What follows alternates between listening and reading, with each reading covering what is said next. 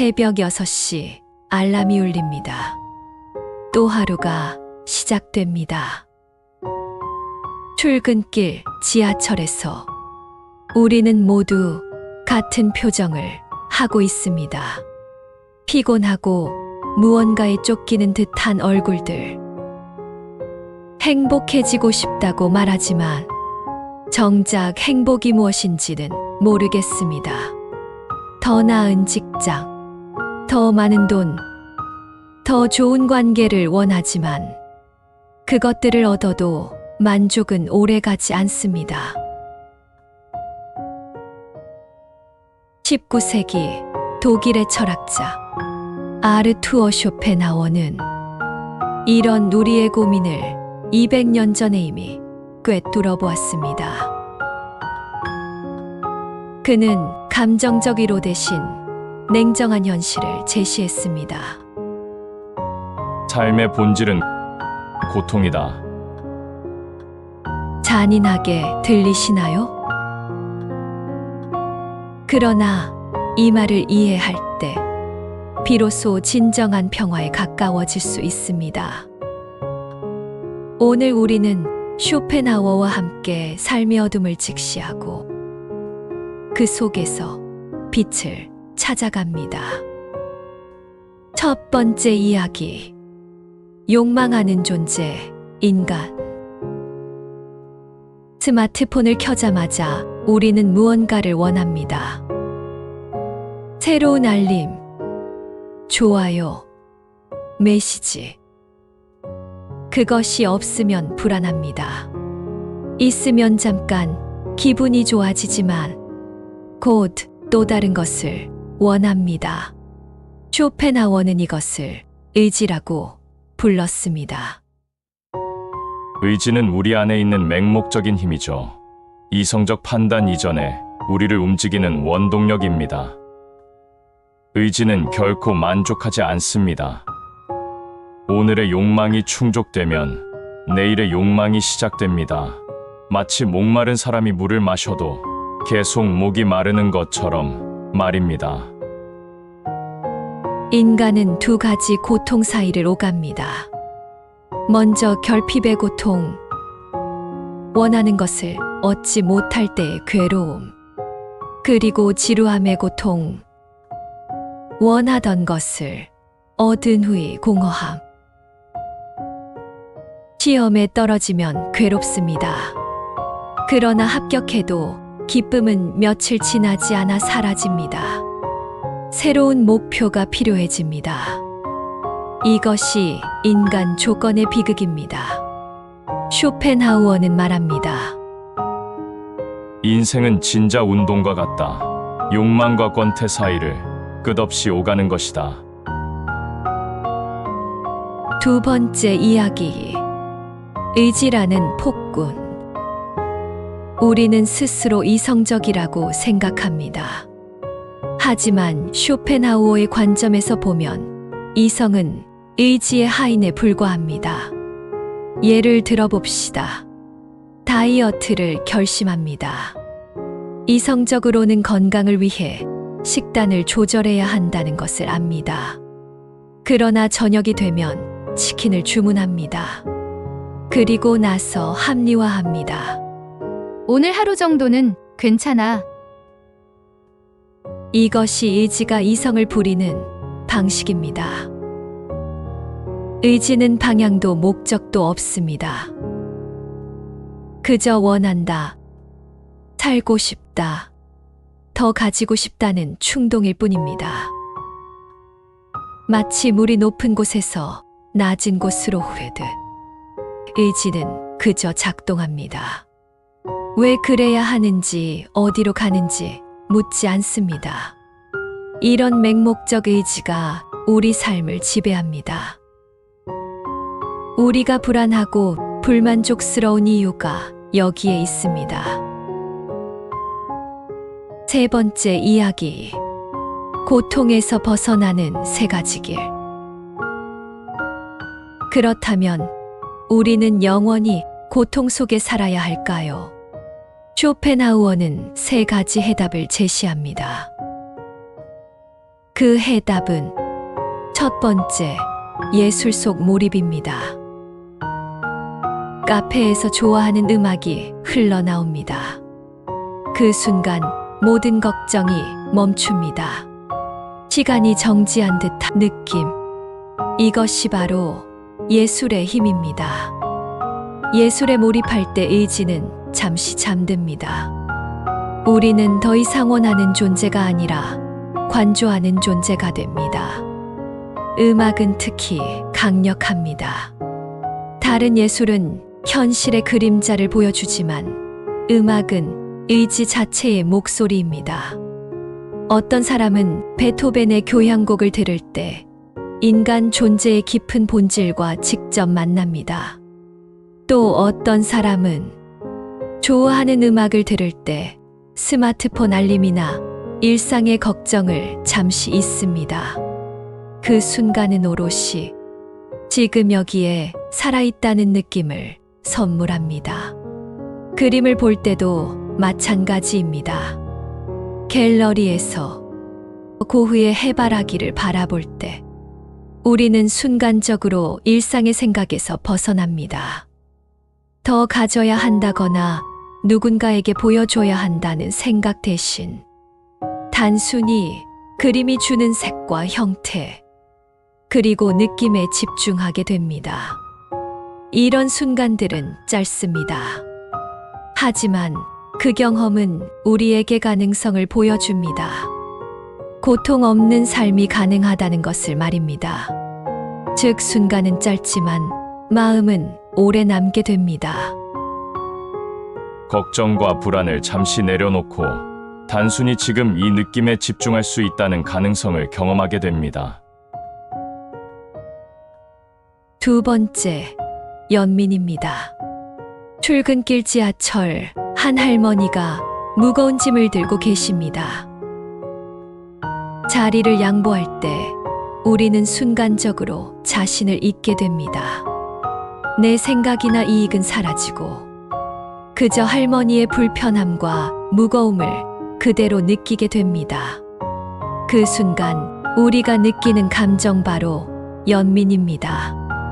연민이란 타인의 고통을 자신의 고통처럼 느끼는 능력을 말합니다. 연민은 이상한 경험입니다. 평소에는 나와 남을 구분하며 삽니다. 내 이익이 우선이고 남의 일은 남의 일입니다. 그런데 연민의 순간에는 그 경계가 사라집니다. 쇼펜하우어는 이것을 도덕의 유일한 근거라고 보았습니다. 규칙이나 의무 때문이 아니라 진심으로 타인의 아픔을 느끼기 때문에 돕는 것. 그때 우리는 자기중심적 의지에서 벗어납니다. 세 번째, 금욕과 절제입니다. 가장 어렵지만 가장 근본적인 길입니다. 욕망 자체를 줄이는 것. 현대 사회는 끊임없이 소비하라고 속삭입니다. 더 많이 가져야 행복하다고. 하지만 쇼펜하우어는 정반대를 제안합니다. 덜 원할수록 더 평화롭다.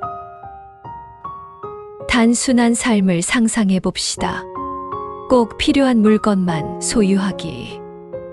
타인의 인정에 연연하지 않기. 성공에 대한 강박에서 벗어나기. 이것은 체념이 아닙니다. 오히려 적극적인 선택입니다.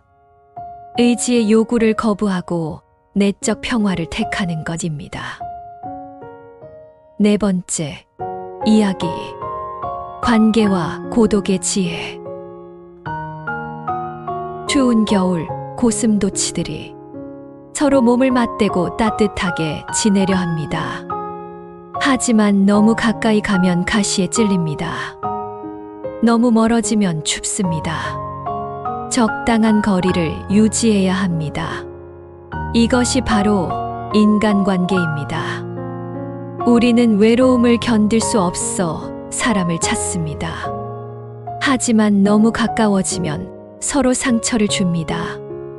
오해하고 실망하고 상처받습니다. 많은 사람들이 혼자 있는 것을 두려워합니다. 외로움을 실패로 여깁니다. 하지만 쇼펜하우어는 다르게 봅니다. 고독할 수 있는 사람만이 진정 자유롭다. 혼자 있을 때 우리는 비로소 자기 자신과 만납니다. 타인의 시선이나 기대에서 벗어나 진정한 내면의 소리를 듣습니다. 고독은 창조의 조건이기도 합니다. 위대한 예술가와 사상가들은 모두 고독을 사랑했습니다. 혼자 있을 때만 깊은 통찰이 가능합니다. 물론 완전한 고립을 말하는 것은 아닙니다. 진정한 연결과 얕은 사교를 구분하라는 것입니다. 5번째, 이야기. 현대인을 위한 실천, 단순하게 살기. 그는 말합니다. 단순하게 살아라. 단순하게 산다는 것은 꼭 가진 것을 줄인다는 뜻만은 아닙니다. 그저 불필요하게 쫓기거나 과도하게 자극받는 순간을 줄이는 것입니다.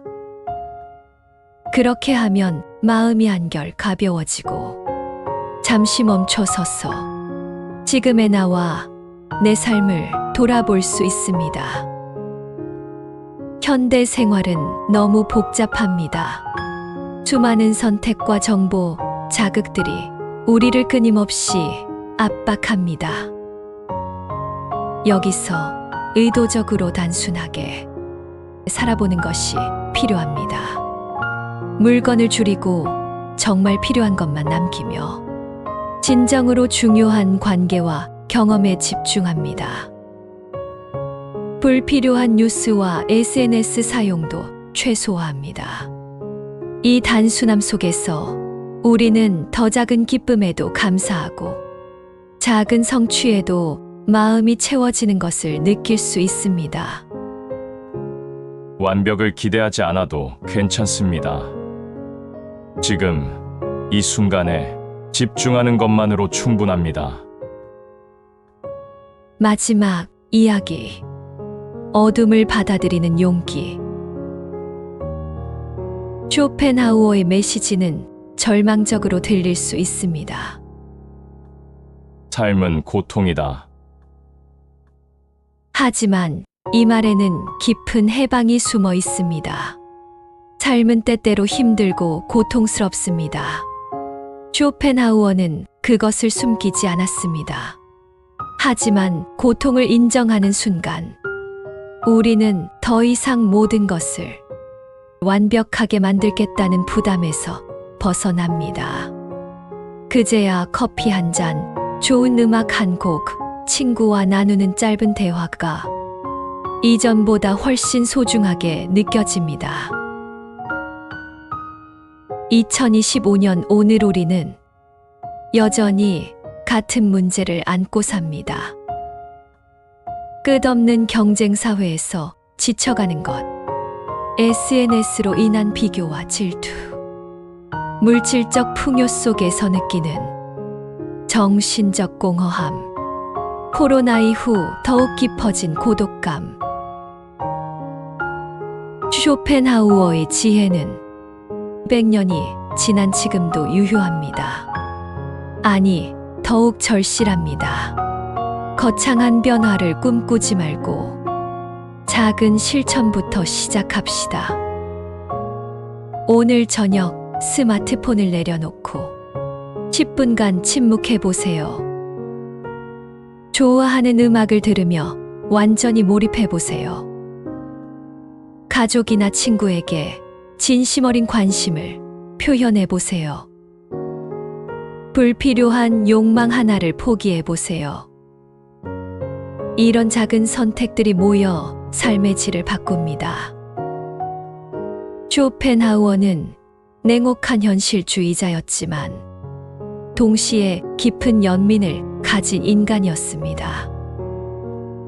그는 고통을 부정하지 않았지만 그 속에서도 아름다움과 의미를 발견했습니다. 삶의 어둠을 피하려 하지 마십시오.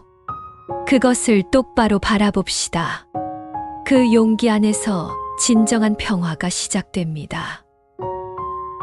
고통은 피할 수 없습니다. 하지만 고통 속에서도 지혜를 얻을 수 있습니다. 그 지혜가 우리를 자유롭게 합니다. 이것이 쇼펜하우어가 21세기를 사는 우리에게 전하는 메시지입니다.